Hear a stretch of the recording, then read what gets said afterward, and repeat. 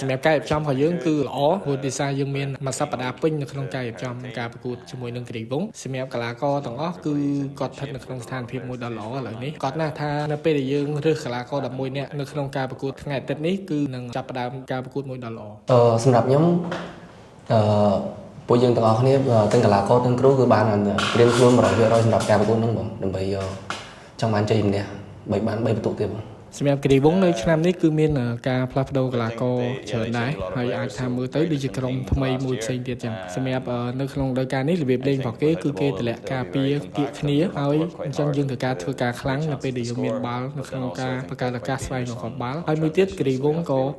មានភាពគ្រោះថ្នាក់ដែរនៅពេលដែលគេ counter attack មកវិញនៅពេលដែលគេវាយបក transition មកវិញអញ្ចឹងយើងត្រូវការរៀបចំឲ្យបានល្អហើយសម្រាប់កីឡាករប្រយុទ្ធជនជាតិបរទេសរបស់គេក៏ជាកីឡាករមួយដែលគ្រោះថ្នាក់ហើយឥឡូវនេះគេស្ថិតនៅក្នុងពេលមួយដ៏ល្អគឺគេតបបញ្ចូលទីប្រមាណប្រកួតចុងក្រោយអញ្ចឹងកីឡាករផ្សេងទៀតក៏សុទ្ធតែជាកីឡាករល្អជាពិសេសបរទេសដែលនាំចូលមកថ្មីអញ្ចឹងយើងត្រូវការស្ថិតនៅកម្រិតរបស់យើងរក្សា level របស់យើងហើយធ្វើឲ្យបានល្អសម្រាប់ការប្រកួតមួយនេះសម្រាប់ខ្ញុំជាក់ស្ដែងនៅលើទីលានបងខ្ញុំគិតថាការរៀបចំវឹកហាត់ប្រហែលថ្ងៃនេះពួកយើងបានយល់ចិត្តគ្នាច្រើននៅតំបន់ប្រយុទ្ធខ្ញុំគិតថាពួកយើងអាចស្វែងរកបាល់បាន